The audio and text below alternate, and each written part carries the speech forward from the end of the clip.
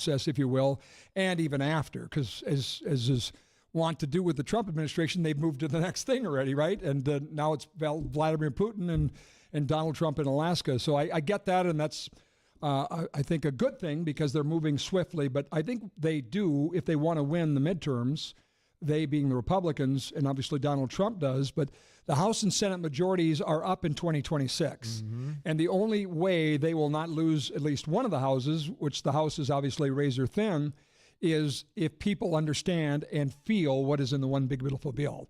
So our job, I think, Steve, is to talk to some people who, in their particular area of expertise, their industries, everything else, they tell that story. They tell that to their employees, and the employees tell their families, and you start ignoring what's on fake news and paying attention to what really is in it. But we're all learning this together. There's a lot here. Let's give a little preview of what we're going to be talking about here tonight on the show. We're going to talk about energy issues. This is such a big issue across the state of North Dakota. We'll be visiting with Allison Ritter, the executive director of the Western Dakota Energy Association, coming up here in just a few minutes. We're going to talk about the debt ceiling being raised as well and what that means. We'll also talk to Jeff Zuger, CEO of Harveststone Low Carbon Partners, and he's also a director of the North Dakota Ethanol Producers Association Board, which represents 6 North Dakota ethanol plants. We'll talk about border security and immigration funding as well tonight. We'll visit with Mark Wagner, founder and owner of ND Estate Services. What does all this mean for the future of your family, some of the tax impacts there? And we're going to visit with Levi Otis, Director of Government Affairs and Public Policy at Ellingson Companies. We're going to talk about some of the ag and tax impacts of what's been called the One Big Beautiful Bill as well. There's also a conversation to be had about the 100% depreciation and expensing that means an awful lot to businesses and how they can deduct the cost of certain assets. So we'll get into that as well. A lot of conversation has been going about no tax on tips, no tax on overtime, and what has now been called the senior deduction as well. So we're going to give you all the details on that you'll need to know to figure out what this is going to mean for you come tax time. We'll talk Medicaid as well in the program tonight, and then we're going to have a little chat with Andrew Nias from the American Federation for Children on some school choice provisions in the bill as well. We'll outline the permanent extension of the 2017 tax cuts. There might be more here than you remember as well, so we'll go through that for you and kind of be reminded of what good policy there was for Americans in that part of it as well. Before we get to the end of our program, we expect to hear from Michelle Fischbach, our Congresswoman from Minnesota, Congressional District 7, Julie Fedorchik as well. So we got a lot to do here on the program tonight. And Scott, a lot of what we're going to be talking about has to do with energy because it is such a big part of who we are and what we do here. And I would argue that energy was probably the biggest winner as a sector. As part of our economy, because there's many tentacles to that for sure. But I'll say the fact checker on my bold statement that energy is one of the biggest winners is our next guest, Allison Ritter, who is known to many in political circles in North Dakota. She worked with Lynn Helms at the Department of Mineral Resources. She's worked for a lot of consulting and PR companies, and now the Western Dakota Energy Association is blessed to have her leading that organization. Allison, thanks for joining us. Scott and Steve, thanks for having me. I'm excited to be here. You've got a great lineup from the sounds of it, and I'm just thrilled to be batting leadoff. It's my favorite place to be in the lineup, so I'm happy to be here and talk about energy and talk about this bill. What a way to celebrate the 4th of July than to have a bill that is doing so many great things for not only the American people, but people here in North Dakota. We've always been an energy leader, but the One Big Beautiful Bill kind of takes that to another level. There's so many things that it does. And if we look at what it does, it owns land for federal development, it rolls back regulations and fees, it rebalances energy incentives. And that's a big thing, especially when it comes to carbon capture and enhanced oil recovery, which is where North Dakota really needs to go in our future if we're going to continue to benefit from the great natural resources that we have here in our state. One question I want to ask every panelist with us tonight, Steve, is, and this is a challenge, even members of Congress have said, please don't do this to me, but if you had to pick... thanks. Yeah, if you had to pick one thing and only one thing to say, this will have the biggest impact on us listening, North Dakotans especially, obviously, because you are a North Dakota organization at the Western Dakota Energy Association, what would be the one thing? Well, I think that showed itself yesterday when we had a visit from Secretary Wright, who visited with our state's congressional delegation, and they were at the Energy and Environmental Research Center in Grand Forks, and they really spoke about cracking the code 2.0. That was the theme of that meeting, and it goes back to what this bill does for carbon and EOR in the state, and that's put the use of CO2 on the same playing field as if you were just to capture the carbon with the 45Q tax credit, and makes it $85 a ton, and makes it more, a better incentive, I guess, for oil companies to get that gas from our large stationary sources, which we have so much CO2 in the state that for companies to capture and utilize. The thing that blows my mind about our EOR potential in the state is that even though we do have coal-fired power plants in the state that produce this CO2, we're still not going to produce enough what we need to unlock the full EOR benefits to enhance our oil production. And so when you look at what this bill does, I'd say that's the big thing for especially my association members that are oil, gas, and coal producing counties, is unlock the benefits of carbon capture and EOR. By the way, just to give you some brownie points, Governor Armstrong answered that question identical to you. So you you crushed it. You crushed it for sure, which is pretty cool. I do want to talk to the listeners who don't know the energy industry as well as you do, but explain EOR and explain when that is, for lack of a better term, actually able to be deployed in North Dakota to make a difference, related to, okay, now the incentive is you don't have to put it down a hole to make the most money or get a bigger tax credit. You can actually utilize it. That's a win. You're absolutely right. But when will that win be realized? Right. And our EERC is just an absolute gem and just such a resource for our state to have someone who looks at our major industries and how we can capitalize and make those better in our state. And right now we're taking CO2 and pumping it to Canada, and they are injecting it down hole in their aging wells, and they are getting more oil out of the ground from the CO2.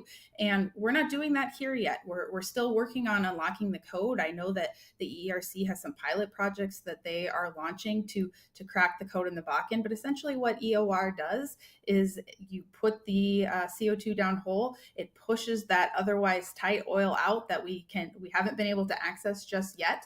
And now you're making me go back to my days of being with Lynn Helms and be a petroleum engineer. I am not, but in layman's terms, when we start producing our Bakken wells, once they're hydraulically fractured, they produce very high amounts, but it tails off very quickly and tails for a very, very, very long time. And so if we want to extend and get 5 more billion barrels of oil out of the ground, we've got to put something down there that's going to move it and push it to the surface. And the beauty of our coal industry and our oil industry working together is that coal has this, what some people think is a byproduct or a waste. We see it as a beneficial use to get that additional oil out of the ground. One other thing we should probably do before Steve jumps in here is explain what the Western Dakota Energy Association does. What is your function? Who do you advocate for? Exactly. That's a great point, Scott. So the Western Dakota Energy Association advocates for counties, cities, and schools in the oil, gas, and coal producing counties of Western North Dakota. And really, it's my job to advocate on their behalf and work in hand with industry to make sure that our counties and cities and schools are getting the revenue they need to function and have a good schools, good roads, have their governments be able to function. And so it's really up to me to go to the Capitol during the legislature and keep track of things in the interim, of course, the policies that matter, the gross production tax, the coal conversion tax, making sure that those go back to the counties, because there are impacts that are very different from the rest of the state, making sure that, like I said, our roads are taken care of, our schools are up to speed and in a 21st century learning environment. Those are all things that I advocate for as the executive director of the Western Dakota Energy Association. And really keeping our communities strong. One of the things that really attracted me to this position was that these industries keep North Dakota's rural communities thriving and keep them growing and just absolutely from when I took over at oil and gas, and when I started working at oil and gas, North Dakota's population was on a decline, and insert the oil industry, and our population is growing and our communities are growing, and it keeps vibrant communities right here in North Dakota where people want to live and work. And I would just, Steve, you talk a lot about the Fargo budget, which is in a deficit right now of what, $6 million? What's the Fargo budget deficit? It's significant. Six point something million. Yeah, it's not small change. It's small in the percentage of the total budget, but they're right now going through a challenge. And while Allison represents the Western Dakota Energy Association, I would argue oil and gas benefits Fargo more than any other city in North Dakota. So is that fair, Allison? It does, right. We put out a tax study every year or every 2 years, that shows the communities that benefit and the amount of money that goes to those communities. And when you look at the eastern side of the state, the darker shaded usually indicates that those communities receive more money. And Cass County and Grand Forks, they are just about the same colors as our Montreal, Williams. And they do benefit with things like the water projects, schools, building infrastructures at universities. So they absolutely benefit from what happens out west.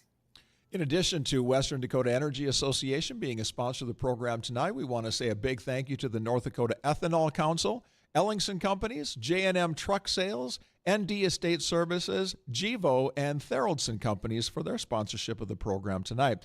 Allison, I want to ask you a little bit about some of the phase-outs for some of the non-traditional energy sources as we might look at them here in North Dakota. We have a phase-out of some of the what are called clean or green energy investments, tax credits, and production tax credits. And there is also the peeling back of some of the EV tax credits that were part of the bill as well. Now, anytime that something happens legislatively, it's good for somebody, it's bad for somebody. I want to ask you these two particular things on the industry level and on the consumer level. Are those things good for North Dakota, do you think? Well, I think when you look at phasing out the tax credits, what it's actually doing, while it is phasing it out, it's boosting proven, reliable sources like coal, oil, gas, and even nuclear and hydro. And so it rolls back those subsidies for wind and solar that they really have tilted the market. And so this really lets our reliable energy sources like coal, oil, gas, nuclear, it allows them to compete fairly again. And we know that our coal-fired plants, they weren't designed to go up and down with the system, and if there's more wind and less wind. And so by rolling back these subsidies, putting them on a level playing field, it just makes our coal-fired power plants operate more reliably. And of course, that means making the grid more reliable, and also it supports jobs in our state. I think having that certainty, whether you're oil, gas, or coal, that goes a long way in knowing that you have an administration that is fighting for you and fighting for your industry. Believe it or not, I have parents who are Democrats, and they did not vote for the Trump administration. And I've been telling them for years, if you vote against these policies or vote for this administration, you're voting me out of a job. I've been trying to hit that home for them for a long time. Having these be make that much better for energy energy industry in North Dakota. All right, we're having a little technical difficulty there with the video link for Allison. Allison, can you hear us okay still? Let's I can hear you. keep rolling here with this for a little bit. Okay, there we go. Yeah, it seems like we've reset here well. I want to ask you about the oil and gas leases. This was a big concern of Governor Burgum when he was North Dakota's governor, and Kelly Armstrong has had the same concern now there's North Dakota's governor. Doug Burgum is, of course, in the administration in D.C. right now. And this whole conversation of the leases that were supposed to be permitted on federal land, those were not happening during the previous administration. And now we have the mandate of 30 new oil and gas lease sales over 15 years on federal lands and offshore areas, including one in the Gulf of Mexico. What does that mean to North Dakota that now we've got an administration that seems to be a little bit more conducive to these lease auctions being held as scheduled? Well, I think that just provides the certainty that they're looking for. I was listening to Jonathan Fortner this week, and he was talking about leases, federal coal leases, and how they sat in the Biden administration for the entire administration and finally got fast-tracked within the last few months of the administration. You can't have that when you're trying to provide a reliable power source. And so it's hard to get over saying Governor Burgum, right? You said that for so long. So switching to Secretary Burgum feels a little different.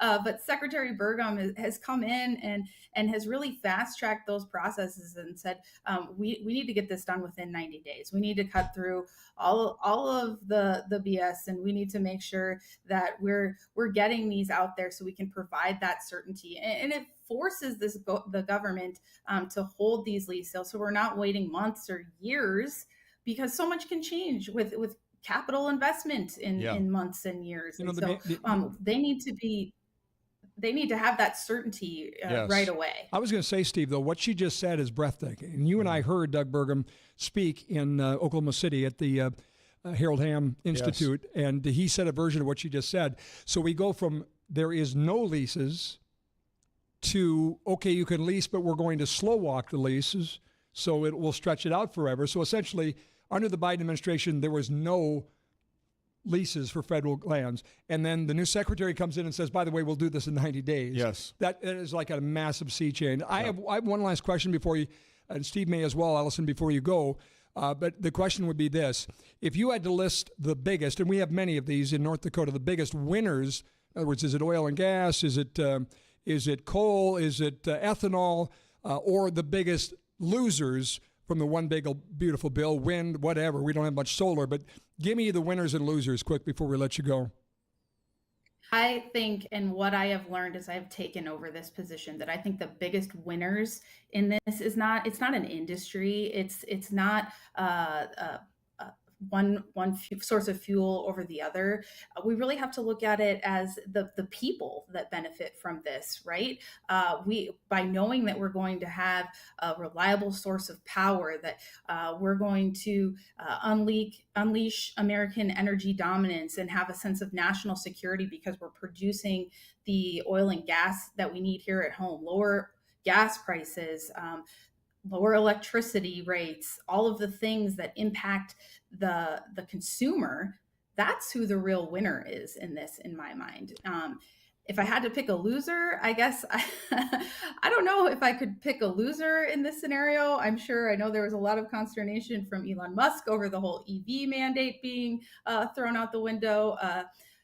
I fight it every day. I said, I have to convince my family that this is the administration to go with. My brother drives a Tesla, and he drives a Tesla, and he's a big nuclear guy. He thinks that, well, let's just put solar panels in the desert, but that doesn't work. You have to be close to the source. There's transmission issues and getting on the grid, right? Yeah. So I guess if I had to pick losers, it would be EVs, but I don't know that I'm ever going to drive an EV just personally, but the biggest winner we have to say is the people, because we're going to have national security, energy independence, and keeping jobs and keeping our communities prosperous. Those are the winning things that we need to focus on. Sounds good. Allison, we appreciate you being here with us. Thank you for helping sponsor the program here tonight, too, from the Western Dakota Energy Association. Great perspective from an insider in the industry. We really appreciate you giving us some time tonight.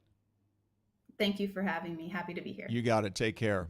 Well, we'll continue the energy conversation coming up in just a few minutes with Jeff Zuger from Harvestone Low Carbon Partners. But, Scott, I think we need to talk a little bit about the debt ceiling as well. It's one of the big things that happened during the passage of this bill. It raised the debt ceiling by $5 trillion, and what that means is the borrowing limit from Congress went up from $36.1 trillion to $41.1. The debt ceiling is a cap set by Congress on the total amount of debt the Treasury can issue. And what this adjustment allowed is for the Treasury to get sufficient borrowing capacity to meet the needs of the country with the spending that's planned and will be taking place here over the next 10 years or so. Some say it's possible, even likely, that the government will need it because, according to some projections, there could be as much as $4.1 trillion added in total debt. And Scott, this has been a really interesting debate going on in economic circles because on paper, yes, tax cuts, you can see that there is no ifs, ands, or buts. That is a quote-unquote cost to the federal government and its revenues. However, there is the Larry Kudlow camp and the Art Laffer camp who says if you do this and if you have these cuts to the taxes of individuals and businesses as well, you're going to have so much economic activity generated that you will make up that. So you will not need to have that $4 trillion or whatever that is for a long time, but you might need it temporarily until all of this can kick in. Yeah, I think you described it perfectly. The only thing I would say is I don't think there's a mechanism in government, certainly in Congress, to adequately assess how much revenue will come as a result of policy change. I would argue this is a no-brainer because we saw what had happened in Reagan's years. John Kennedy cut taxes, right, as a Democrat, and certainly George W. Bush did. Tax cuts too. And guess what? The mother of all tax policy came in the first Trump administration, that 2017 10-year tax plan or whatever it was. It was 10 years, right? 2017 it passed. And so whatever. My point is they all said the sky was going to fall then because, oh my gosh, you're going to balloon the deficit and everything else. Now, we did balloon the deficit. Unfortunately, that became as a result of COVID and more spending, but the revenues did increase way more than they said they were going to. So I don't know that we know the answer to your yin or yang related to this, but I will tell you, number one, I don't think all that spending is going to happen. And number two, I don't think they did the math correctly on even if it did, here's how much is on the revenue side. Last thing I'll say about this is Secretary Doug Burgum has said very clearly, everybody laments the debt. And they should, because that side of the ledger sheet is ugly right now. Say it goes to $41 trillion and you're still bleeding whatever we're bleeding every year in a deficit and adding to that. He's right. That is the spending problem that we have just on, and most of that's entitlements, and that's a whole nother show. But what he says nobody includes on the asset side is all of the resources we have that can be used for the American taxpayer, and that connects to what Allison was saying. Yeah, and if I play devil's advocate for the sake of a good conversation here on the program, every time you do a tax mechanism like this where you extend some cuts or you put new cuts in, you're doing it with an entirely different set of variables. Whatever happened, whatever the situation was during Kennedy and Reagan and Bush administration, you're dealing with a different world today in 2025, and exactly how this pans out, nobody really knows. There's a lot of theory out there, but I think it's wise for us to consider that past history, I've seen the same numbers that you have, and at one time I had a number at the top of my head about what that generated in economic activity when the 2017 Tax Cuts and Jobs Act came in, and there was some benefit there as well. But I do think it's going to be sort of a matter of time until we realize how these particular tax cuts and this set of answers will affect our economy and the amount of money coming into the government in a brave new world of 2025, a post-COVID world, and certainly there are some variables there. The only thing I'd add to that is Donald Trump has made the argument that tariffs are going to contribute to bringing down the deficit and ultimately the debt, and even to the point of, what seems like crazy talk now to say, well, maybe we don't need income taxes, maybe we don't need an IRS because of all of those points. And so far he's been proven right because we are flipping the equation on how much revenue is coming in versus how much is going out. So to this early have an impact on the deficit says I like our chances in this one. Time will tell. When we come back on the Tax Bill Town Hall, we'll dig into the impacts on North Dakota's ethanol industry and tell you how the bill provides for more border security and immigration enforcement as well. That's next on WDAY and The Flag.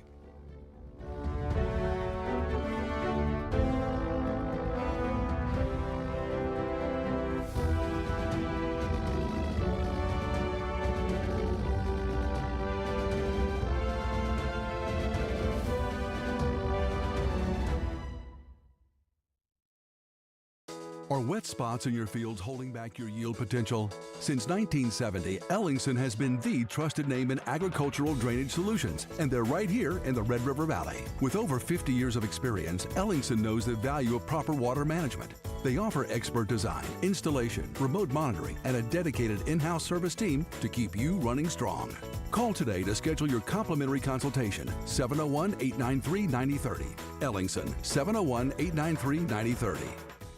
Farmers and ranchers, I got a deal for you. If you're looking for the best and largest selection of rust-free trucks, J&M Truck Sales Fargo has them. If you need a tandem, triple, or quad-axle grain truck, J&M Truck Sales has them. Check out the rust-free Kenworth 880s with the wet kits. J&M has quality products, fair prices on all truck and trailer parts, too. You can trust J&M Truck Sales Fargo. Call now, 701-282-2260 or jnmtrucksales.net.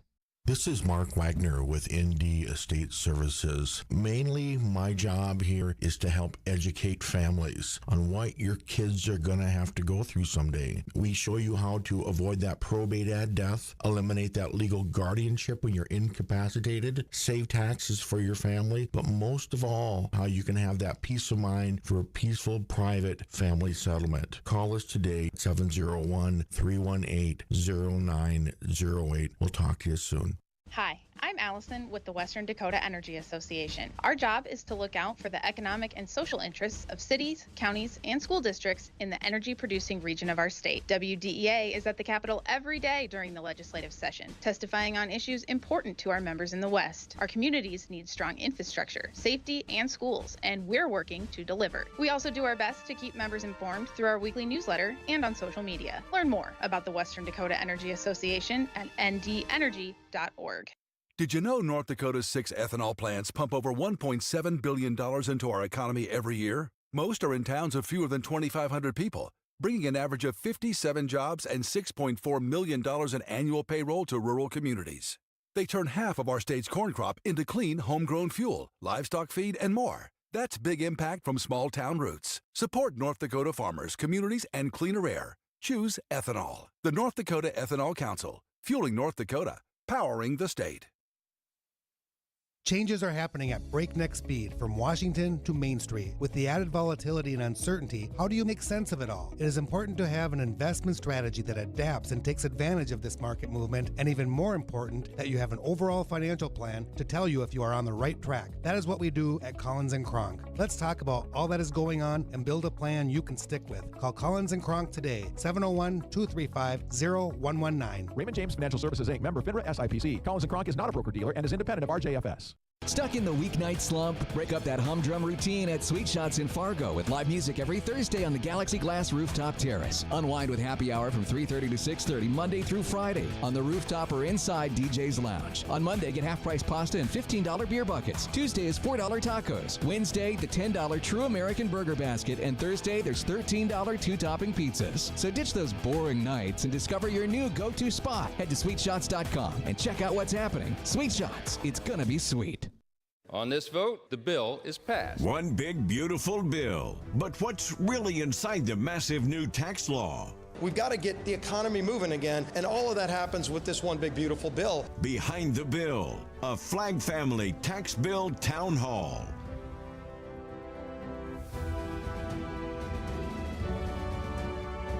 Welcome back to the 2025 Reconciliation Bill Town Hall. We call it the Tax Bill Town Hall for short. President Trump would call it the One Big Beautiful Bill Town Hall. We didn't ask him, Scott, if he wanted to jump on the program tonight. That was a miss on our part. It's kind of a ball drop. You're exactly right. Yeah. I think he's a little busy flying to Alaska. I don't know, but we're going back to the White House in September, so we'll have a chance to maybe ask him then.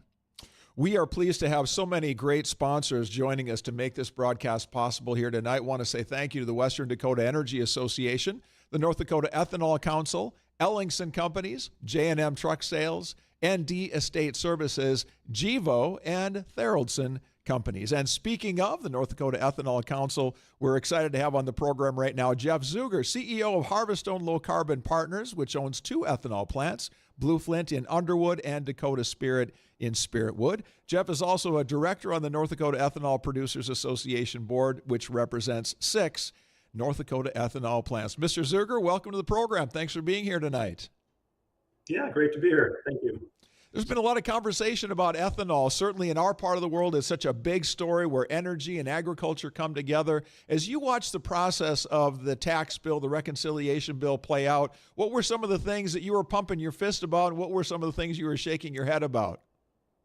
Sure. So for us, there were a couple of really important pieces in the bill, primarily around carbon capture and storage and how we treat U.S. feedstocks, corn in particular, in the ethanol production industry. So we ended up coming out of the final bill with quite a few wins for our industry that I'd be happy to walk through. But along the way, that it looked like we were going to see some things a little bit better at one time, and then some things that maybe were a little bit of a threat, like transferability and 45Z clean fuel production credits. But overall, we're really pleased as an industry and as North Dakota ethanol producers with the form that the bill was finalized in. Was one big, beautiful bill beautiful for corn farmers in our state? You know, I think it will be. So there's a couple of things that we gained in the one big, beautiful bill. Under the previous Bipartisan Budget Act of 2018, there was carbon capture and storage 45Q tax credits were created, and that really set the course for example, Red Trail on our plant and many others to advance carbon capture and storage, and that was enhanced under the Inflation Reduction Act, and then further enhanced under One Big Beautiful Bill. And a couple of the things under One Big Beautiful Bill for 45Q were enhanced oil recovery or beneficial use, expanding the amount of the credit. So we think longer term that'll be good for oil in North Dakota and good for sustainability of the plants in North Dakota. And then 45Z was the other piece. 45Z is a clean fuel production credit. And in it, we actually extended the credit. It went through 2027. And now under One Big Beautiful Bill, it extends through 2029 and removed some of the things that were penalties for corn production in the United States. There's always been this indirect land use concept where we're penalizing corn and perhaps giving priority to sugarcane ethanol. And they removed that, which is really good for U.S. corn farmers. And then also brought in a provision that we believe will allow us to help farmers monetize climate smart, if you will, ag practices. I don't know if that's exactly the right term, but ag practices that are viewed as more environmentally friendly and that potentially will allow us to partner with farmers in our area and help them monetize those farming practices if in fact it's good for their farm. Jeff, I have a couple of questions for you, but appreciate you joining us. I think you've forgot more about ethanol and carbon than any of us will ever know, so we appreciate the expertise. We're having a little trouble hearing you, so I don't know if you can get it a little closer to the screen and the microphone, but that sure, would be a little helpful. No problem. I've asked everybody what the most important thing is in this bill for the industry, and you've gone through obviously a couple of things, and I think I want to start with the fact that when you say 45Q and 45Z, while I understand, and I think a lot of people do that follow this industry closely, know that they relate to tax policy, but and people understand, I think also in North Dakota that in my mind it would be similar to like what the wind industry was given at some time in the way of a tax treatment. That was called the production tax credit. But do me a favor, just like I'm a fifth grader, explain 45Q and Z in the form of what exactly you're talking about there. Sure, Scott. Can you hear me any better now? A little bit, yep, just as close as you can. That's great. Go ahead. All right. So 45Q is a tax credit that is tied to sequestration of CO2, so permanently storing carbon dioxide, and or beneficial use of carbon dioxide. So converting carbon dioxide into fuels, converting carbon dioxide into fertilizer. So 45Q, previous to the One Big Beautiful Bill, had tax credit levels that were lower than they are today. They were enhanced under the Inflation Reduction Act, but what primarily came out of One Big Beautiful Bill was previously under the Inflation Reduction Act, beneficial use, enhanced oil recovery, converting CO2 into fuels was given a $60 per ton tax credit. So you get a tax credit against your federal tax obligation. And carbon sequestration and storage was an $85 per ton tax credit. So those credits were enhanced for beneficial use under One Big Beautiful Bill. And then 45Z is a clean fuel production credit for renewable-based fuels. with varying feedstocks. So 45Z came into place under the Inflation Reduction Act, and it was a policy that was good through 2027. It went for 3 years, from January 1st, 2025 through the end of 2027.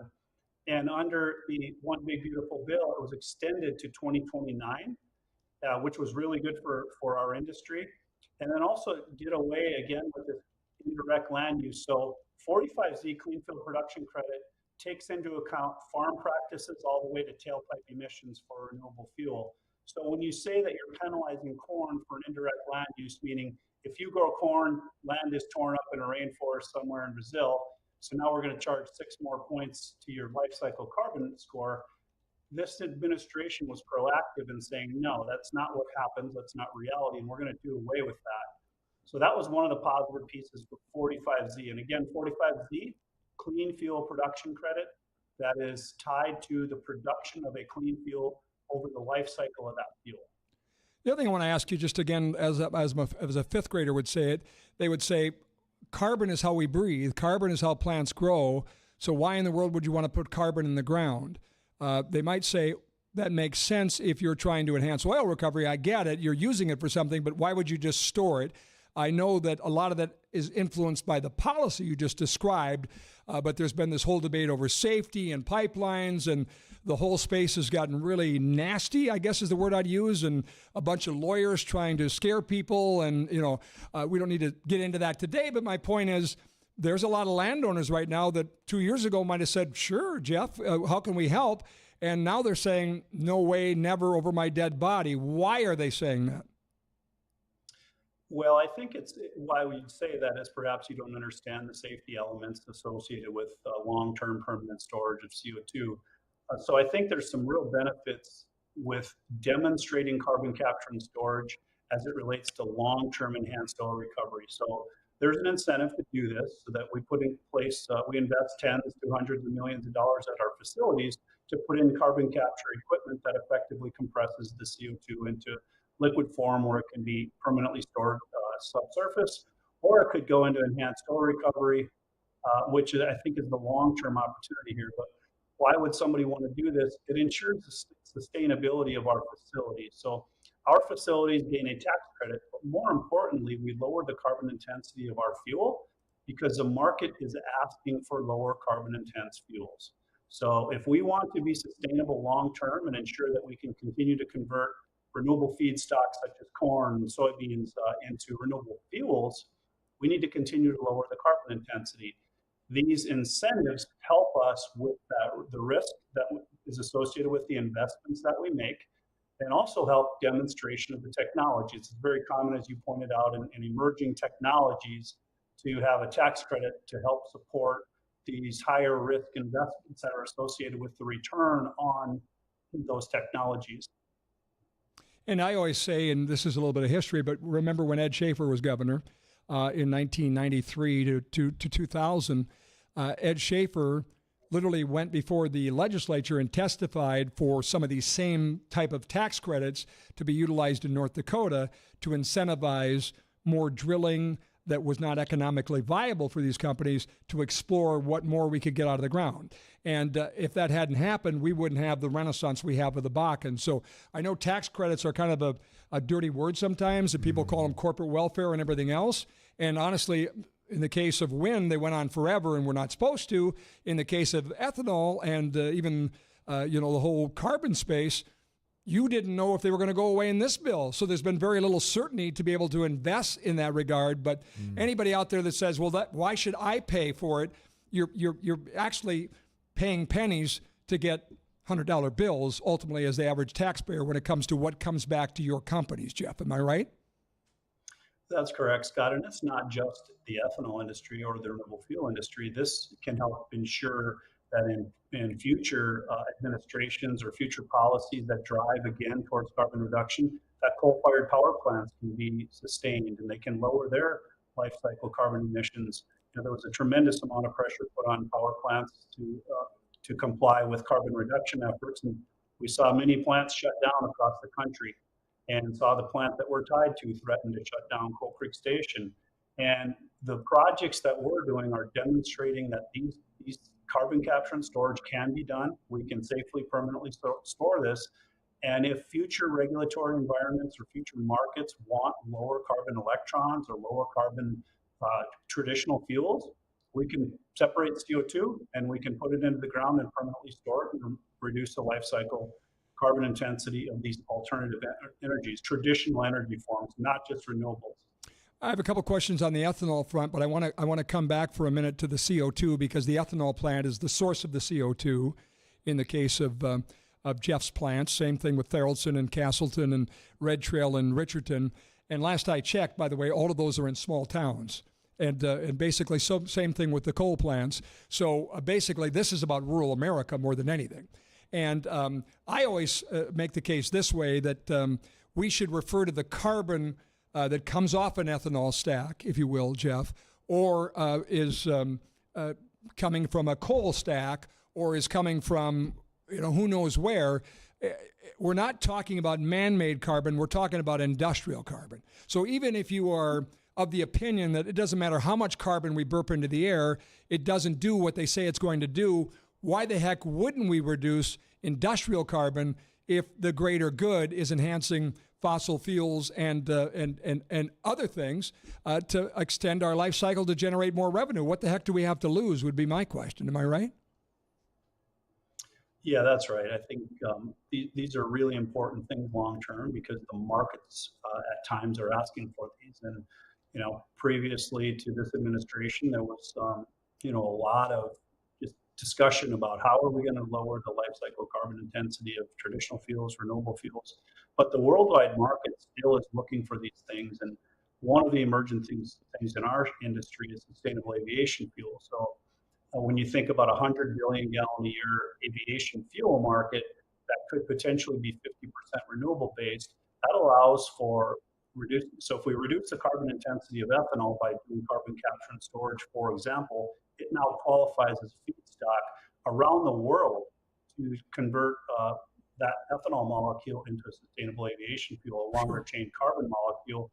And that extends the opportunity for the farming communities and also helps us provide additional solutions for traditional based jet fuel.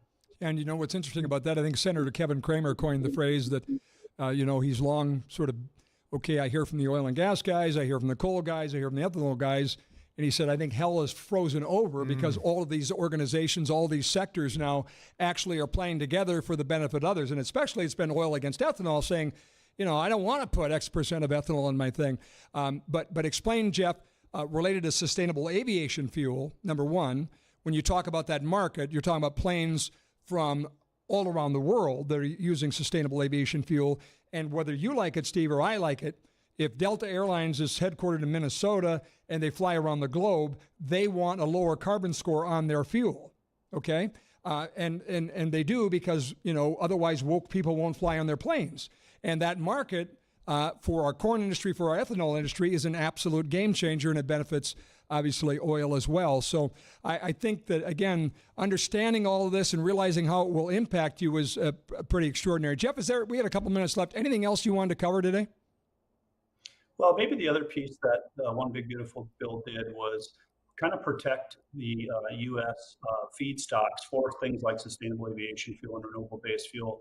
Up until that bill passed, Brazil was going to eat our lunch as it relates to providing ethanol for a feedstock for SAF. This bill says if you're going to produce renewable fuels, the feedstocks have to come from U.S., Canada, or Mexico.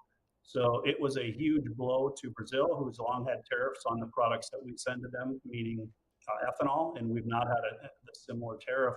So I think it also helps kind of level set the playing field for U.S. farmers to allow us to produce renewable-based fuels that can help serve the world demand that was previously kind of teed up for Brazil to serve. So I think it also did some really good things there. Steve, your dad was a farmer. You grew up on the farm. Did you ever grow corn down there in Southern Minnesota? Yes. Okay. Yeah. Mm-hmm. Did you ever double crop corn? Did you grow it twice in a year? No. You didn't, huh? The Jeff, genetics weren't quite that good, and neither was the climate. Right. Really, and Jeff, remind me, do they double crop corn in Brazil? Yeah, they have the opportunity to do some double crops. So what I'm getting at is they already were born on third base related to corn production, and they have very different rules they do. And Jeff's right, they're eating our lunch. So if you care about the price of corn and you care about the family farm and preserving it, you ought to care about everything Jeff told us today in the bill. Yeah. And thankfully, the One Big Beautiful Bill puts a lot of wind at the back of all of that. Absolutely. It sure does. Jeff, thank you so much for being with us tonight. We appreciate your time, and thanks for helping sponsor our program here as well. You added a lot to us with the content tonight, and we wish all the best to you and everybody there at your organization, as well as all the corn farmers across our great region. All right. Thank you all for your great work. And I should tell you that the North Dakota Ethanol Council represents all of the ethanol companies in North Dakota, right? So Jeff is obviously has Harborstone, which is two of those plants, but also they really play well with each other. Gary Tharaldson famously built this incredible development in Castleton, and it's run by Ryan Carter. It's an amazing organization. He sits on the Ethanol Council with Jeff as well. Red Trail Energy is now owned by Gevo, another one of our sponsors. So, and these are in small towns. We do some advertising for Tharaldson to recruit people, and I think I say some version of this. The average salary is $80,000 in Castleton, North Dakota at Tharaldson Ethanol. So just think about that. And Jeff could tell you the same thing. And again, tell me how many $80,000 jobs there are in Castleton. You know what I'm saying? So it's a juggernaut for the rural economy. It fuels the schools and everything that happens in these communities. And I don't know about you, I don't want rural North Dakota to decline. Nope. And neither does Jeff, and neither do any of us. So thanks so much, Mr. Zuger, for being with us tonight. Thank you, gentlemen. Yep, appreciate your time. Scott, one of the other things that was touched on in the One Big Beautiful Bill, I should say more than just touched on, but addressed specifically, was border security and immigration funding.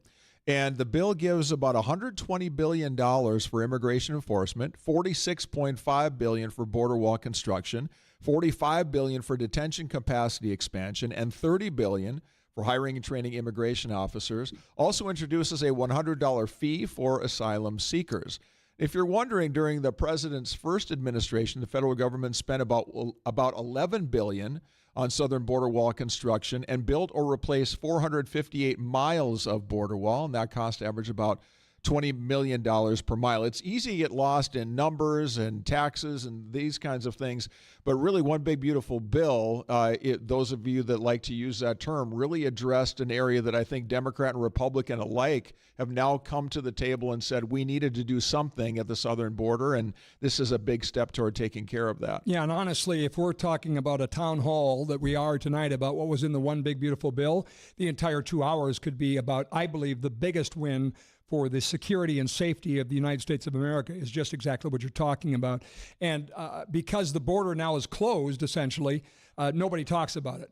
And literally, Donald Trump fixed this in 15 minutes before even building more wall, right? And Tommy Fisher is a good friend of ours. He's a North Dakotan, and he's a wall builder. And actually, I think Tommy might tell you right now that the toughest money to unpack out of this current bill is funding for the wall, because the pain point has gone away, Steve. You know what I mean? And give me the number again on what the previous administration spent on wall building versus what's now authorized. I don't know what the Biden administration spent on I'm sorry, wall the building. previous Trump administration. Oh, $11 billion on southern border wall construction. In Trump 1.0. 1.0, yes. Do we know what it is at 2.0?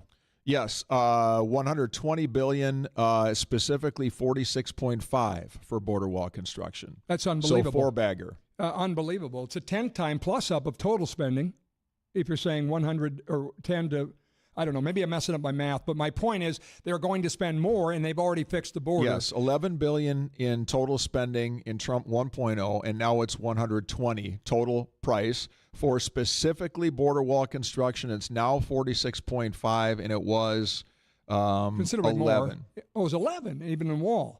But remember, they started very late, obviously, in the Trump administration. It took them forever to get started. There was a lot of headwind. And they were fought tooth and nail by courts and everything else, and they had to allocate the money from something else. So all of that's changed. Here's what I hope. I hope the American people don't forget the pain of the Biden years on the border. Because if they do, they're going to say that's too much money for ICE agents. That's too much money for the wall. And that's why I think the Trump administration should say this is our highest priority. And we won't really have won this battle until we expend every penny of that. Yeah.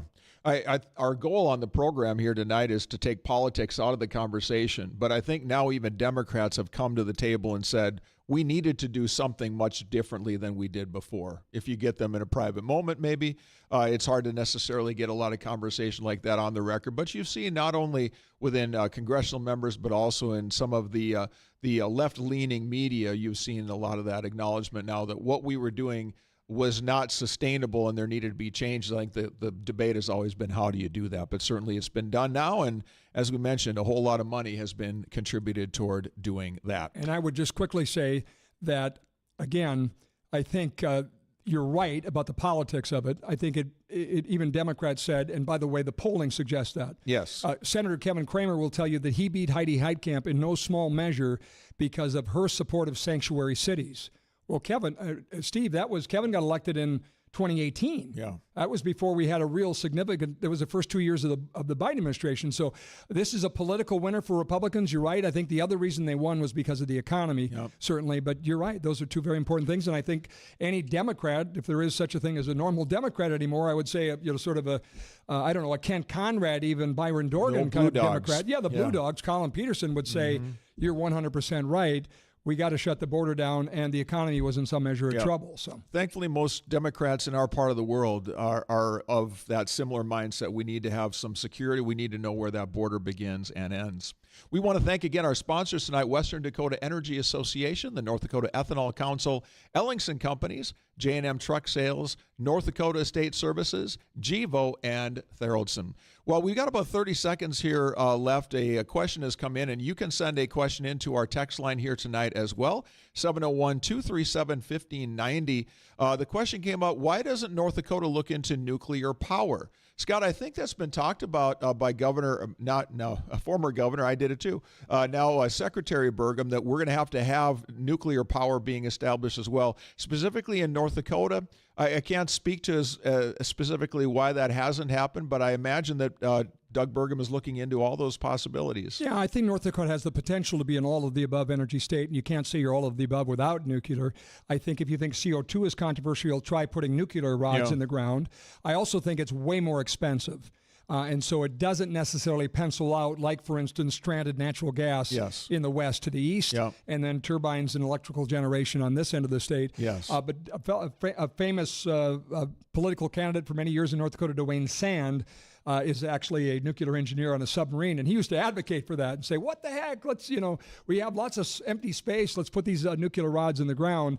There's a big debate about that now. I mean, Monticello, Minnesota has a nuclear plant, and Xcel Energy, one day loves it and next day hates it. So it's a challenging thing. Putting them close to population centers is challenging because of the whole 3 Mile Island thing, and there's still some consternation over that. I believe it's the safest, cleanest power out there, but it is expensive. Yes. And it is politically charged. And in our state, where we have such an abundance of these wonderful natural resources already, let's just get really good in North Dakota about taking the energy that we do have here and let places that don't have as many of God's gifts figure out how to do nuclear. There's certainly a role for everybody, no question about that. I just want to say this about nuclear, and I never can say it. I say it like George W. Bush, so I usually say nukes. But the nuclear space, I would say, is the cleanest energy. In other words, it's clean.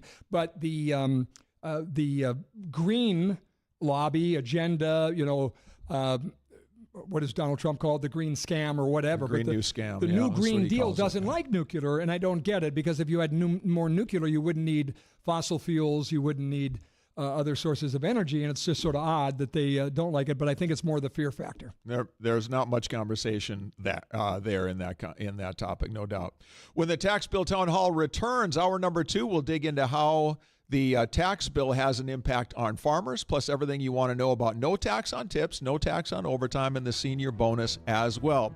You're listening to the Tax Bill Town Hall on WZFG, Dilworth, Fargo, Moorhead, USA, FM 92.3 and AM 1100. Also KTGO Radio in Tioga, AM 1090 and FM 92.7, and WDAY Fargo, AM 970, FM 93.1, Fargo, Moorhead, USA. Short break, and we'll be back with Levi Otis, Director of Governmental Affairs and Public Policy at Ellingson Companies, and everything you wanted to know about no tax on tips, overtime, and the senior bonus. Don't go anywhere. This is Mark Wagner with ND Estate Services. Mainly, my job here is to help educate families on what your kids are going to have to go through someday. We show you how to avoid that probate at death, eliminate that legal guardianship when you're incapacitated, save taxes for your family, but most of all, how you can have that peace of mind for a peaceful, private family settlement. Call us today, 701-318-0908. We'll talk to you soon. Are wet spots in your fields holding back your yield potential? Since 1970, Ellingson has been the trusted name in agricultural drainage solutions, and they're right here in the Red River Valley. With over 50 years of experience, Ellingson knows the value of proper water management. They offer expert design, installation, remote monitoring, and a dedicated in-house service team to keep you running strong. Call today to schedule your complimentary consultation, 701-893-9030. Ellingson, 701-893-9030. Farmers and ranchers, I got a deal for you. If you're looking for the best and largest selection of rust-free trucks, J&M Truck Sales Fargo has them. If you need a tandem, triple, or quad-axle grain truck, J&M Truck Sales has them. Check out the rust-free Kenworth 880s with the wet kits. J&M has quality products, fair prices on all truck and trailer parts, too. You can trust J&M Truck Sales Fargo. Call now, 701-282-2260 or jnmtrucksales.net. Did you know that 1 bushel of corn can make 3 gallons of clean-burning ethanol, 15 pounds of livestock feed, corn oil, and more? North Dakota's 6 ethanol plants create 1,200 jobs, add over $1.7 billion to the economy, and keep rural towns thriving. Ethanol cuts carbon emissions by 1/3 compared to gasoline. And you can find blends like E15, Unleaded 88, and E85 in more than 40 locations statewide. Fill up with ethanol. It's good for your engine, our farmers, and the air we breathe. North Dakota Ethanol Council, fueling North Dakota, powering the state. To care for grieving families with the utmost compassion and professionalism while caring for loved ones with dignity and grace. That is our mission at West Funeral Home and Life Tribute Center. We believe it's the little things that make the difference. Serving the Red River Valley since 1916, West Funeral Home and Life Tribute Center, with locations in West Fargo and Castleton. Visit us online at westfuneralhome.com.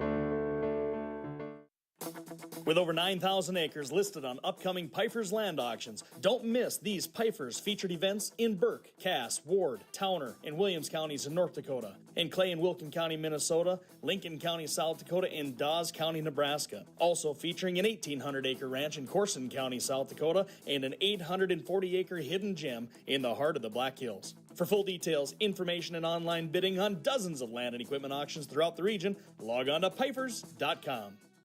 Protect what matters most with the Liberty Safe from the Lock Shop. I'm Larry from the Lock Shop. Come see America's #1 safe for your firearms, valuables, and important documents. Built with American-made steel and cutting-edge technology, Liberty Safes are rigorously tested to withstand the worst.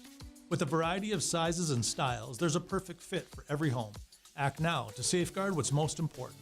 Visit the Lock Shop today at 1404 33rd Street South in Fargo, or give us a call at 701-235-6645. On this vote, the bill is passed. One big, beautiful bill. But what's really inside the massive new tax law? We've got to get the economy moving again, and all of that happens with this one big, beautiful bill. Behind the bill, a Flag Family Tax Bill Town Hall.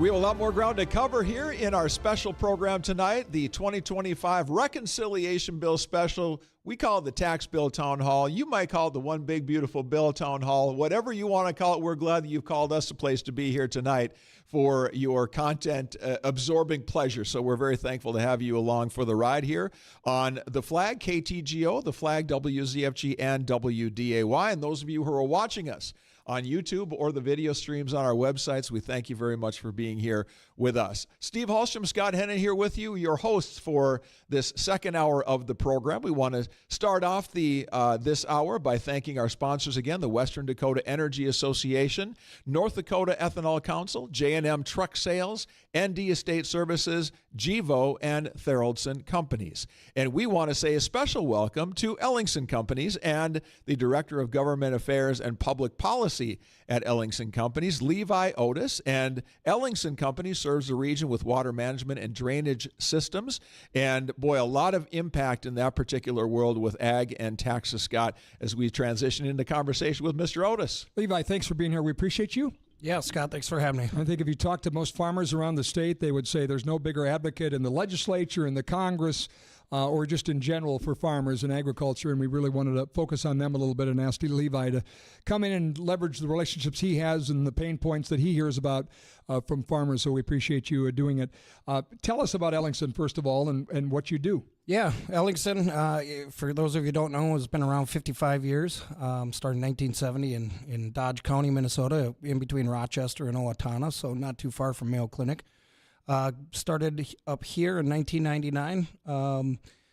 Was a tough road to hoe, as they say, and it took a little while for drainage to kick in about 2010, 11, 12, when prices were great. People started to put it in, and as we worked with the legislature, as you've said, laws got a lot easier to navigate and a lot more friendly for our farmers in North Dakota. And now that that's happened, well, you could ask any farmer if they've tiled once, if they haven't done it again, they've got a map for another project, because once you do it, it's addicting. It gets in your blood. Yeah. Well, tell me why you think it was a tougher sell in North Dakota than Minnesota. I know that dates back generations, but they always say what people fight over oil and whiskey. Is that the line? Yeah. So it's a constant battle. But why was North Dakota behind the eight ball, do you believe? Well, number one, we were a target. Nothing against Teddy Roosevelt, but he was a big conservationist. And when we as farmers across the I-states were getting paid to drain wetlands, they did not want 200 bushel corn in North Dakota. And it was a prairie pothole region, so they came up here and they signed easements and then the 1985 Farm Bill, so U.S. Fish and Wildlife easements under the interior. Then the 85 Farm Bill, they're like, oh my gosh, we drained all these wetlands through the I-states, and now we got to preserve those. So let's start a subsidy program to pay these guys off for not being able to improve their ground. And so we've had to navigate a lot of that red tape, not drain wetlands, but there's so much government overreach and I would say within the agencies, depending on who you're going to talk to, depends on what you get to do on your job. And we don't like that uncertainty. Obviously, agriculture hates it, but then we as contractors and engineers don't appreciate that either. So that's when guys like me get hired to have to go and unwind all of this. And then you've got administrations like the one we have that agree, listen, this is the law, but if you have to work within the law, then the government should have to work within the law. So getting those things, again, unwound, and so that we can improve land around these wetlands, right, or mitigate those wetlands, that's a big part of my job. I'm curious, speaking of the policy, we're obviously talking tonight about the one big beautiful bill, and obviously if farmers have a better bottom line, then they're able to take advantage of things that Ellingson can do for them to further their better P&L, correct? Yeah, absolutely. And one thing I would just say there is now more and more in North Dakota, they at least have that option to do it, but do they have the dollars to do it, and will this bill help that? Right, so two things that you touched on. Farmer's got a buck, he likes to spend it, right? Whether it's me or it's going to a hockey game or it's at Shields in town, and I've got to compliment the Moorhead West Fargo Chamber because Shannon and her team over there recognize that farmers and agriculture are a massive, massive part not only of our interior Cass County or the city of Fargo with other companies like Titan, like John Deere, like Offutt, right? Not just those companies, but everybody that comes here. Drive around Fargo this week and who's school shopping? Big farm trucks, right? And those people are spending money here, right?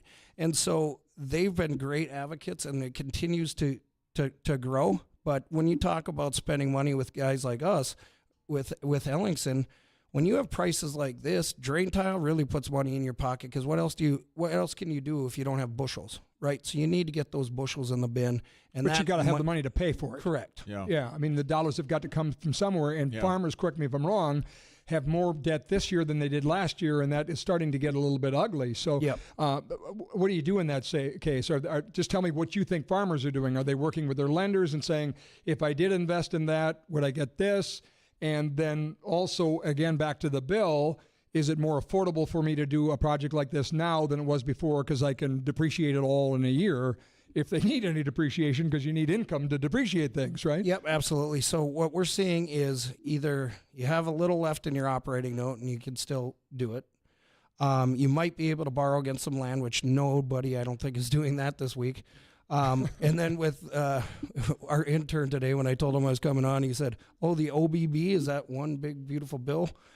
So from 21 all the way up to whatever, 65, there's a different acronym and a saying for it. But being able to depreciate everything this year is going to be huge. But as you said, they have to make money. So one thing we're hearing a lot of is that absentee landowners, right, they're coming in because they're diversified, or they live in Minneapolis, they've got a lot of cash.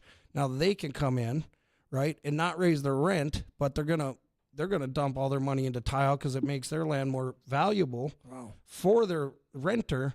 And then we'll have a conversation about raising rent later. But now you're taking a lot of the risk out of that guy's operation. Yeah, that makes a lot of sense. Obviously, in the Hallstrom farm, did Roger say, let's put a little money in tile? I think Dad was ahead of his time, but not that far ahead of his time. So we did not. And there were a lot of times when we sat and watched the rain fall and we said, "No, Lord Jesus, please stop that." And then there were times we said, "Let's go." So it's always been a variable, no doubt about it. But Levi, I think you said something that's really, really wise here. And that is that when commodity prices are down, yield is everything. And it's going to be a tough year for farmers. We know that are in the production crop business. But you've got to squeeze every dime you can out of your field when you can. And so anything that you could do that. Along that line, I want to talk a little bit about something that doesn't get talked a whole lot about in the ag space, but natural gas is a key input on a lot of the fertilizer products that are used. And the fact that one big beautiful bill, however, whatever you want to use for the name, plus the current administration's a policy on energy exploration and development is really big, and anything we can get right now to lower input prices is manna from heaven for farmers. Yeah, I 100% agree. You talk about natural gas and that pipeline that they're talking about bringing across.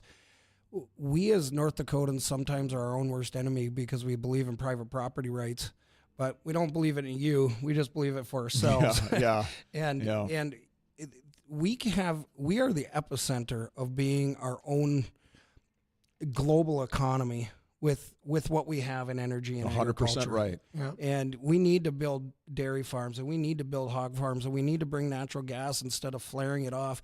And we need to build the infrastructure so that these power lines can move more energy to other states, and computer security, right? Cyber security. We had a governor that just knows that world, right? And we need to be able to invest in that. And it's not spending. These aren't spending projects. These are investments for our kids, grandkids, and kids down the road. Are any of these projects, Levi, the ones, I assume they are, but I guess I don't know. Tell me about how the expensing of the depreciation will impact some of your customers. Will this now be a device in which they can have a very nice tax benefit to them by expensing the entire project that you work on them with? Absolutely. From the few guys that I've talked to since Hennen asked me to come on, when back to the chamber, we had an agribusiness committee meeting with several bankers on a panel, and they said the strongest guys in their banks, all of them agreed it was people that had storage, right? So big bins and drain tile. And that's who we're seeing that are buying again. And if those guys have some cash, right, that the bonus depreciation is going to be huge. Or a patient banker. Or a patient banker. Yeah. Or, hey, maybe we should sell this land and rent that land back, and then the buyer will invest in the tile because it'll make us better, right? Well, and there's been some good years, so there's a lot of guys with little debt, right? And so But that's not everybody. It's moving all the time, right, and you're correct. Yeah. You're not going the right direction. In case you don't, it gets a little into the weeds when you talk about expensing depreciation, but I looked up, talk to me like I'm a fifth grader and tell me about this. So basically you can immediately deduct the full cost of certain assets like the equipment, the machinery that you buy, instead of spreading that deduction over 7 years. Normally, you're going to deduct a certain amount as that asset depreciates over time. And right now, you can take that entire deduction in the year that you buy whatever it is that you're going to buy, whether that's a drainage system, a tractor, a bin, whatever you might have. And that means that the businesses, the farms, they're going to have an incentive to buy because they're going to see that money come back to them quicker. It's going to be a tax year adjustment thing when you file your taxes, but those benefits will come back your way fairly quickly. And I looked up, what's kind of some of the ranges that you see typically on depreciation. So in the past, most machinery and equipment had to be depreciated over 5 to 7 years. When it came to property in buildings specifically, they were depreciated up to 39 years. So now you take a look at that versus now what we have in that immediate ability to realize that depreciation expense on your taxes. That could be a really nice tax return that you get to put together with your tax professional. And remind me, we've had 100% depreciation before, but it's sunset, correct? I think that's right, Scott. I think we have. And now it's back. I don't know how long it's back for, but there is a incentive for two reasons. One, if you it's optional, you don't have to do it. But if you think you're going to have a pretty good year, obviously you do it, and it shores you up a little bit, right? I mean, so there is a reason to do it, and then they're investing in a drainage, and then they have better yields, and then next year gets better. I'm curious what you're hearing, Levi, from people who say, Levi, I wasn't going to light up a project, but now I've got Farm Bill certainty from the Farm Bill that's in the One Big Beautiful Bill, and I've got the tax option on the 100% depreciation. So my answer was no yesterday, but it's yes today. Is that happening? Yeah, I think so. The only bad part is we're busy all the time, so we're filling up that schedule rather quickly, and I think. So you think money's coming off the sidelines a little bit? They might not be able to get it today, but they're going to say, "I'll sign here." And I would go back to the absentee landowner part, right? If it's a dad that's retired that's not farming, see, before it had to be a farmer that did it. You had to be a farmer. Now, I might own a business in town and still have farmland, and I might need a place to put some cash. Yes, I'm calling Ellingson and get me on that schedule ASAP. And that happened the last 2 weeks. Really quickly. Yeah. Interesting. I'd love to ask the question of the implement dealers the same way. And my question is, obviously I think if you talk to an equipment dealer, they'd tell you that, sales have fallen off a cliff. Heck, the gold standard RDO is laying off people, right? Caterpillar is, John Deere is nationally. It's a tough go right now. And so if Levi's farming, he might not have bought a combine anyway. And whether he has to add more debt or not, if he can go to the banker and say, well, I can 100% depreciate it, let me buy it because I'll get better for it. I'm just curious, the position you're in is, hey, we're already busy, and now we want more people in the pipeline, so to speak. Right. But I don't know that that's the case with the implement dealers. Have you heard anything just from other vendors or other people that are selling farmers something every day? Well, if you watch the TV advertisements and they're offering 0% financing, it shows you how slow that business is. I feel for them, right? But equipment's expensive, right? Like really expensive. Yeah. And so do you buy something that is going to increase your bushels or allow you to hang on to your product until you get a better price? Yeah. And that's what I guess we're hearing from the guys that are choosing drain tile or bins. And frankly, that storm that we had in June, my bin buddies were like, there was a lot of guys that were hemming and hawing, and as soon as that storm hit, they called and said, give me those bins. Yeah. Right? What did we lose, 500 million bushels of storage, I think I heard? It's an insane number. I think Governor Armstrong said it was the most significant potential economic impact on North Dakota just in what they lost in storage there. Yeah, absolutely. For sure. I want to talk a little bit, Levi, about no tax on overtime. It's one of the big things that was kind of one of the new things that President Trump had campaigned on and it did make its way into this bill. And so I'll just give everybody a little bit of an overview on this because I still get a lot of questions. Oh, does this apply to me? What if I make a certain amount of money? So here's what it does. It allows for a federal income tax deduction for qualified overtime pay, $12,500 for a single filer, and $25,000 for joint filers each year. Only the premium portion of the time and a half is considered to count in that formula there. And so state-specific or contractual overtime may not qualify. So a little-known clause there, but it might apply here and there. There are some income limits on this, and this is important because a number of our friends that make overtime money, they're doing pretty good. The deduction phases out $100 for every $1,000 of adjusted gross income above $150,000 for a single filer or $300,000 for a joint filer. And there's no deduction if your adjusted gross income is over $275,000 for a single or $550,000 for a joint filer. I want to jump in on that piece, Steve, because essentially what that's saying is, and again, I think one of the things that is the biggest misnomer to Levi's point of, if you watch the news, you'd say this bill was really just for rich people and it doesn't help the little guy. And I think this is a good example of how exactly the opposite is true. Yes. Because if I'm a waiter or a maitre d' at a Las Vegas restaurant, I probably make $500,000. And, a lot of people slip $100 bills into my pocket. Oh, yeah. And really, do you need a tax break? No. But in a minute, I want to ask Levi how many of his crews, for instance, or the farmhands on, would it incentivize them? Because there's currently a reverse incentive, if you will, or perverse incentive to say, why would I work more? Because I'm just going to give more to Uncle Sam. So, that's right. But I think what's interesting there is it is capped. So essentially, the no tax on overtime is for the little guy. Yeah, and the caps are fairly high, but there's a lot of electricians, plumbers, people like that who are doing very well that do get overtime as well. Just two quick notes I want to add to this before Scott asks Levi his question. For employers now, there are some things that you need to be aware of. If you are an employer that has overtime with your employers, you must report that qualified overtime separately on the form W-2. So you're going to have to itemize that out on the W-2. And if for non-employees on the 1099 form that you send them, Social Security and Medicare taxes still apply to this.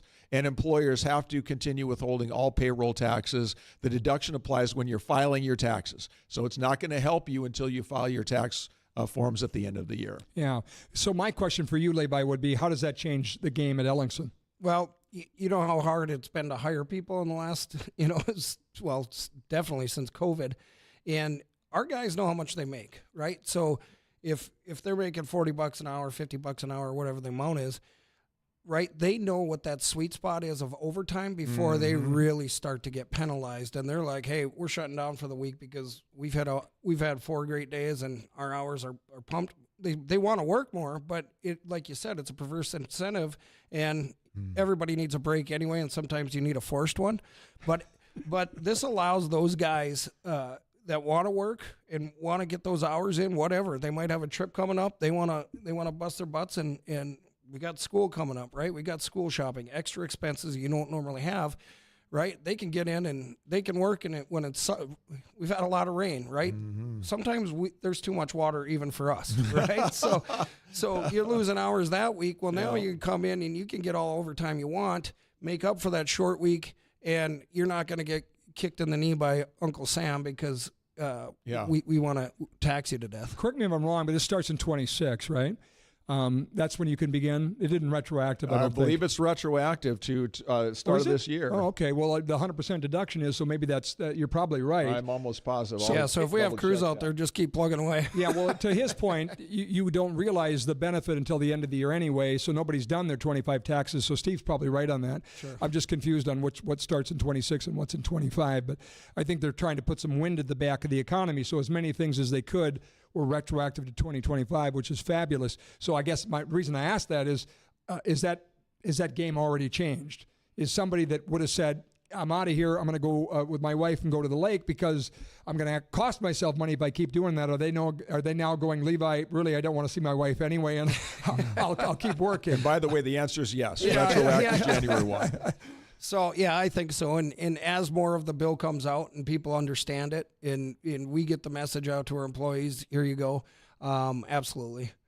Are you having those conversations with your employees? Well, we're having them internally and just trying to understand that, who was it? Pelosi said we have to read the bill to understand the bill. Yeah. And before we find out what's in it. Before we find out what's in it. So, we're just combing through and trying to learn as fast as everybody else. And I think what he described, Steve, is everywhere, which is why we're doing this tonight. Yeah. Right? I mean, I hear no tax on overtime, and I think no tax on tips, and I'm like, well, Katie, bar the door, let's go. Yes. But people got to know about it, and I actually think the Trump administration could be better to say, okay, we fought hard for you on this, and now here's what's happening, but it trickles down to employers to incentivize more work. So we appreciate you, Levi. You're probably the farmer's best friend in North Dakota, so keep at it.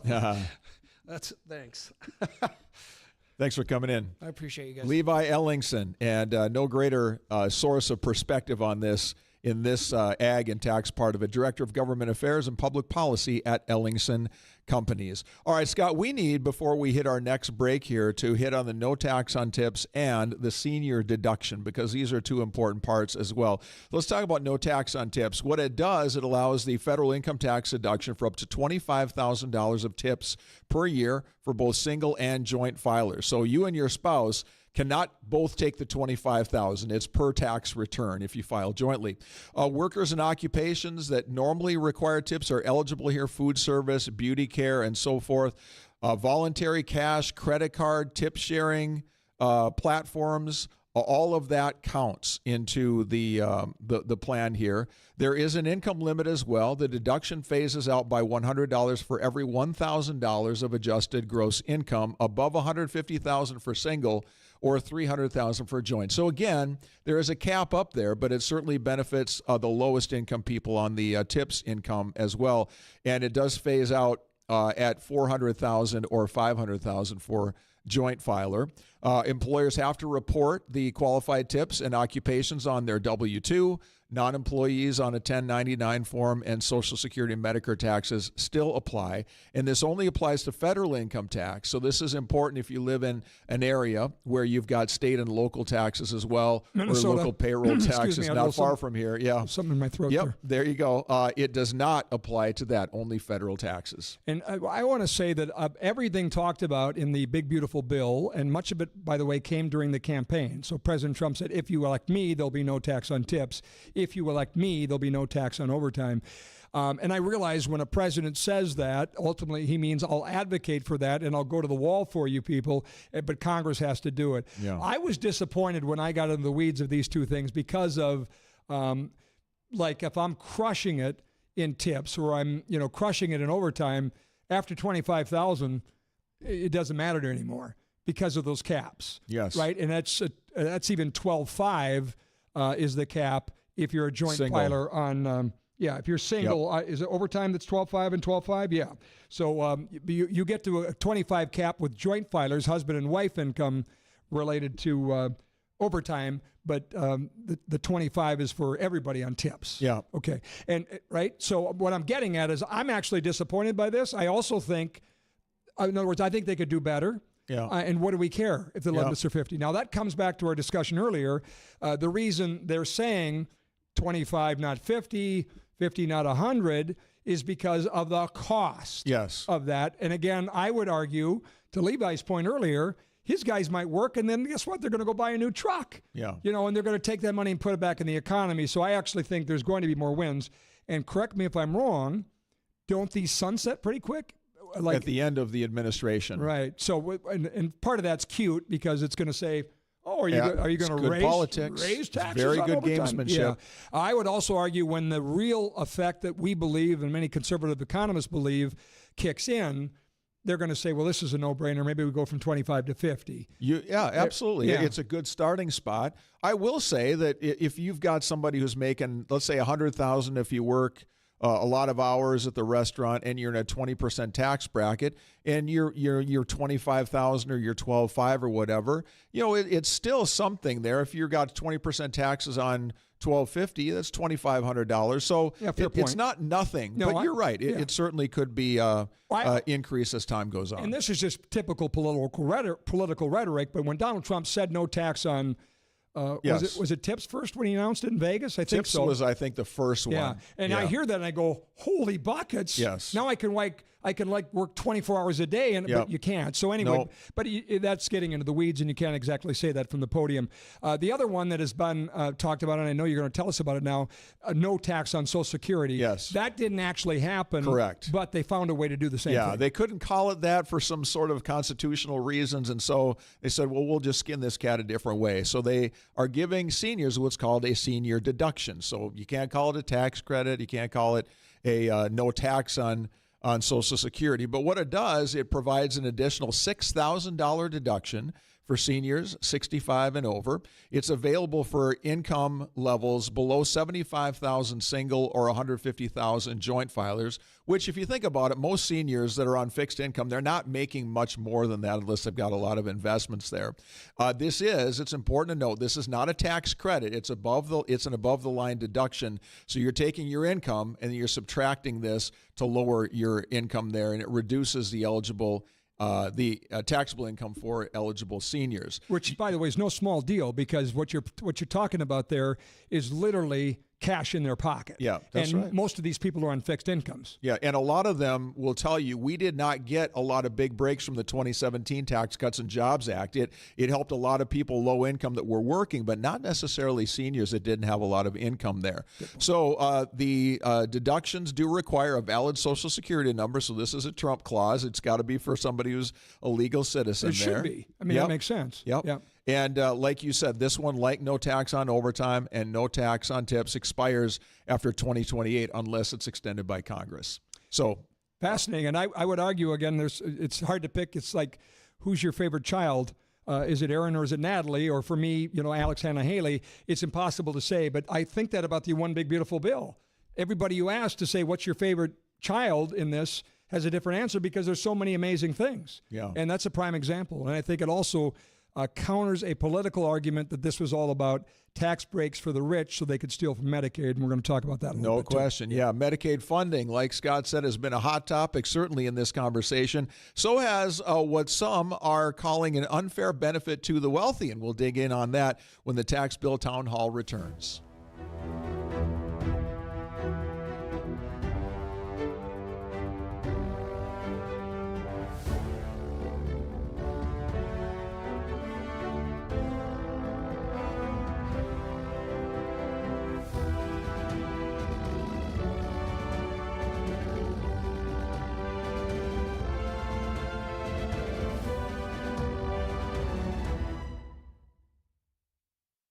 Hi, I'm Allison with the Western Dakota Energy Association. Our job is to look out for the economic and social interests of cities, counties, and school districts in the energy-producing region of our state, the oil, gas, and coal counties. We work closely with North Dakota's elected leaders to deliver supportive infrastructure, good schools, and a strong business climate. We also do our best to keep our members informed with a weekly newsletter and on social media.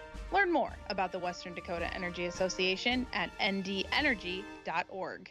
This is Mark Wagner with ND Estate Services. Mainly, my job here is to help educate families on what your kids are going to have to go through someday. We show you how to avoid that probate at death, eliminate that legal guardianship when you're incapacitated, save taxes for your family, but most of all, how you can have that peace of mind for a peaceful, private family settlement. Call us today, 701-318-0908. We'll talk to you soon. Are wet spots in your fields holding back your yield potential? Since 1970, Ellingson has been the trusted name in agricultural drainage solutions, and they're right here in the Red River Valley. With over 50 years of experience, Ellingson knows the value of proper water management. They offer expert design, installation, remote monitoring, and a dedicated in-house service team to keep you running strong. Call today to schedule your complimentary consultation, 701-893-9030. Ellingson, 701-893-9030. Farmers and ranchers, I got a deal for you. If you're looking for the best and largest selection of rust-free trucks, J&M Truck Sales Fargo has them. If you need a tandem, triple, or quad-axle grain truck, J&M Truck Sales has them. Check out the rust-free Kenworth 880s with the wet kits. J&M has quality products, fair prices on all truck and trailer parts, too. You can trust J&M Truck Sales Fargo. Call now, 701-282-2260 or jnmtrucksales.net. If you're looking for a light, low-carb option with great taste, the Vizzy Cream Variety Pack is perfect for you. Whether you're hanging out with friends or lounging on the deck, this line of tasty hard seltzers are inspired by your favorite frozen treats. First to come was Vizzy Orange Cream Pop with its perfect blend of fizzy and a burst of zesty orange, plus a touch of vanilla sweetness. And Vizzy has now added strawberry and raspberry cream pop. You can get all three flavors in their new Vizzy Cream Pop Hard Seltzer Variety Pack, available in your local liquor stores. Hi, my name is Jen. My husband and I were always tired and unhappy with our bodies. I had constant joint pain. We needed to do something. Just days after starting our health journey with Red River Wellness, I had noticeable relief in pain. We followed the planned steps, did check-ins, a few exercises, and finished our program in June, down nearly 50 pounds combined. I still follow food guidelines, have lost 40 pounds to date, eliminated joint pain, and stopped several medications. While I like watching the changes I see in my body and enjoy having more energy, the biggest reason I continue is simply that I feel so much better. Need a reset? At Red River Wellness, people are feeling younger with very simple changes. Text RESET to 701-809-9032. Get the video. Text RESET to 701-809-9032. Waking up sweaty? Snooze Fargo's Cool for the Summer sale has the chill you've been dreaming of. With advanced cooling tech, top brand beds, and 0% financing, better sleep is just a visit away. Come explore our comfiest, coolest beds from top brands all under one roof. Plus, pay $0 today, 0% financing for up to 2 years. Say goodbye to sweaty sleep and hello to true comfort. Snooze Fargo. If you don't snooze, you lose. 5050 13th Avenue South, Fargo. On this vote, the bill is passed. One big, beautiful bill. But what's really inside the massive new tax law? We've got to get the economy moving again, and all of that happens with this one big, beautiful bill. Behind the bill, a Flag Family Tax Bill Town Hall. Back for our final segment here on what has been a quickly moving 2-hour special. We want to say thank you to our sponsors, Western Dakota Energy Association, North Dakota Ethanol Council, Ellingson Companies, J&M Truck Sales, ND Estate Services, GEVO, and Theraldson. I wanted to say a quick word about Mark Wagner and the team at ND Estate Services, because I don't think there's anybody better to help families with generational wealth. And really, if you had to say anything about what this bill was intended to do, Donald Trump would say it's about a golden age for America. And their families, right. Absolutely. And Kevin O'Leary was here recently, said, hey, North Dakota should be the Norway of North America. That means a lot more wealth, and that means also who's going to get that, how am I going to pass that down to my families, rather than send it to Uncle Sam. Yes. And there literally is nobody better in the sound of my voice, North Dakota, Minnesota, South Dakota, that can help you do that. It's no probate, it's a better tax treatment. It's more than importantly peace of mind. So ND Estate Services, good sponsor of ours on many of these, and Mark is a sponsor because he knows that this is now a more important topic. Andrew Nias is a school choice warrior to the nth degree. He has lobbied on this issue. He has been a executive in the Republican Party to talk about this. He helps the American Federation for Children.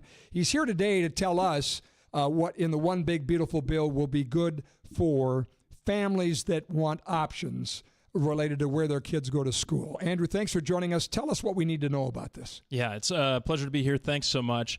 Yeah, we finally have forced the issue. Trump and our Republican-controlled Congress has created a tax credit. Now, this is not a deduction. It's a credit that donors can use to give to an organization that then funds students directly. So if a student wants to apply to a scholarship granting organization, they can apply for a scholarship, get that scholarship, and then go to the school of their choice or fund some other part of their education. And a couple things I want to talk about there. So currently, is it a cap? If Steve said, I want to give to Park Christian Schools and donate to them for a scholarship, is the tax treatment on him capped? So yes, the credit is limited to $1,700. Now, any amount you give is still deductible beyond that, but it's a dollar-for-dollar credit. So if I give $1, I get $1 back. If I give $1,000, I get $1,000 back.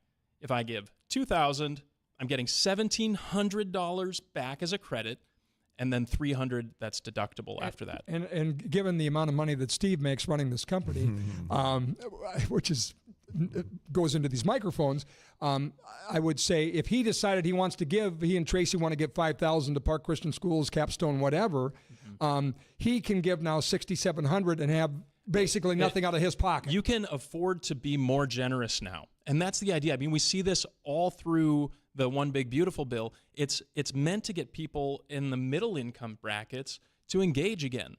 You can take ownership in your generosity, and we saw that all across the bill. And I would also say, Steve, that there has been a colossal battle, and Andrew, you've seen this firsthand, when it comes to school choice reforms in the state.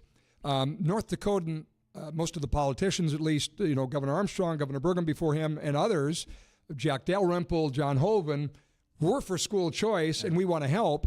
And the legislative leaders say, we're on board, and public schools say, not so fast, and the public schools win. So despite the fact that they say they want it, again, this session, they've not been able to do it. So obviously, you don't want to give up on that front, but how does the One Big Beautiful bill make all of that less necessary? So let's make a few things clear. One is the bill, this credit does not touch public schools, and public school students are eligible for those scholarships. So it can help public school students just the same as it helps home educated students or private school students. It doesn't matter. It's totally ambivalent toward what type of education you're getting. We're funding education again instead of funding schooling. And so it holds completely harmless the public schools. It holds completely harmless the state government. This is money that the federal government is giving back to you after you give to a scholarship granting organization. Now, that in the long term, any kind of school choice program, they all save the government money because it costs less to educate students outside of government schools. Which is why, for the life of me, I can't understand why public schools fight this. Because literally, if they have 1,000 students this year and they have 800 last year, they have more in their bottom line. They need less of our property taxes. It's mind-boggling, but it's more of a cultural thing, I think. Hey, we have to educate everybody. You don't. You're born on third base because you get free money from donors, all of that. Yeah, well, and by the way, it's not just rich kids going to private school, and it's not just poor kids going to public school. You're paying twice as much to send, sorry, taxpayers, you're paying twice as much to send a wealthy kid to a public school. And, I mean, what's the problem? It's about control. It's not about the money. I would also say the reason it hasn't happened to date is largely because of this rub between don't move our cheese for your benefit. I think the legislature has said we're going to hold public schools harmless. They still don't care because I think they think the camel's nose under the tent is going to change everything. What I like about this is everybody wins. Public and private school people win and literally win. So if my son was a Shanley student, but he wanted to learn Chinese for God knows what reason, I guess because he was a pilot, and you need to, I guess, if you're in a cockpit in China, you need to know Chinese. Well, he went to Davies, and so, a student can choose that, but it costs mom and dad money to do it, and now it wouldn't. I could take my scholarship and go learn Chinese. Right. I think there's a general aviation, like a private pilot program at Century High School in Bismarck. I mean, I don't know if it's completely free, but things like that can enhance your education, that's available to everyone. It doesn't all have to happen in a desk at a public school. Last quick question. This won't happen until we have an apparatus in the state to authorize it, and that has to be done, is it a year from now? It's a ways. Yeah, it's a ways out. This doesn't kick in until 2027, so your gifts next year won't be eligible. But all we have to do is rubber stamp it. Now, if North Dakota, or any state, I'm confident North Dakota will, but if any state doesn't opt into this, then their taxpayers are still eligible for the credit. They'll just give in another state. So we would be sending, if we don't approve this, we'd be, then I'm going to donate in Minnesota. Yep. Even if it's just for the credit, I'll give $1,700. I'll get $1,700 back. I'm helping some kid, and and it goes out of North Dakota. We appreciate you because you are a warrior on this front, and you live this, you breathe this, so we appreciate that very much. And I think, honestly, what you just described for it, I wrote a column about this as sort of the great unknown secret in the big, beautiful bill, because it's one of the biggest things that's not known that could really make a difference. It's small, but it's permanent. This does not need to be renewed. This is permanent tax policy. And it's a start. Who knows where it goes? And it's uncapped, so eat it up. Thank you, Andrew. Good stuff, Andrew. Thanks for being with us. My pleasure. Thanks so much. Andrew Nias advocates for American Federation for Children and has lobbied on this front for a long time and works his butt off doing it, so we appreciate him. Well, we cannot have a conversation about the tax bill without talking about the permanent extension of the 2017 Tax Cuts and Jobs Act, which happened during President Trump's first term. There might be more here than you remember. There was more than what I had remembered. I'm going to go very quickly through the high points of what was in the Tax Cuts and Jobs Act. So first of all, you have to know that the tax brackets are going to be honored. The guarantee is if this bill would not have gotten through, every American would have gotten a tax hike, every single one, because the tax brackets would have reverted to what they used to be. So the tax brackets are currently 10, 12, 22, 24, 32, 35, and 37. They used to be 10, 15, 25, 28, 33, 35, and 39.6. So most of those brackets, a couple percent or 3% higher. So that affects a large number of Americans, no question about it. And there is an inflation adjustment for the lower three brackets that doesn't get talked about a whole lot that is more generous, and that benefits those middle income earners, those making anywhere from about $9,300 to about $191,000. That's a lot of middle America right there. The standard deduction has been extended as well. And if you remember, that was a doubled standard deduction in the original act. And it's not just been extended, it's been expanded as well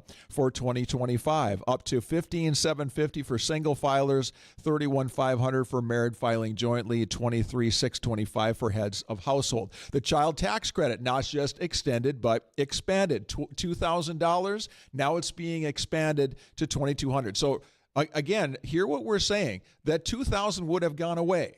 But now you not only get to keep your $2,000, you get to add another $200 to it as well. And I would also say it's an incentive to have kids.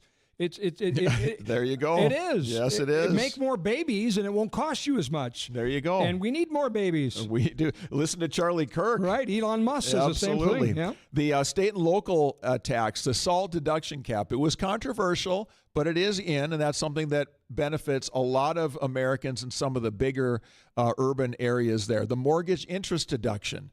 The $750,000 cap on mortgage debt for interest deductions is made permanent. Again, that would have expired as well. Personal exemptions, those would have expired, and those now continue to go along for the ride. And charitable contributions. The Tax Cuts and Job Act, 60% gross income limit for cash donations to public charities is made permanent. So again, all those things I've talked about in the last 2 minutes, those things would have gone away had this not, and nobody, I shouldn't say nobody, but very few people seem to want to talk about that. Which is typical. It's human nature. You take it for granted. But you do. I think the biggest thing politically that will come out of this is the Democrats voted for tax hikes.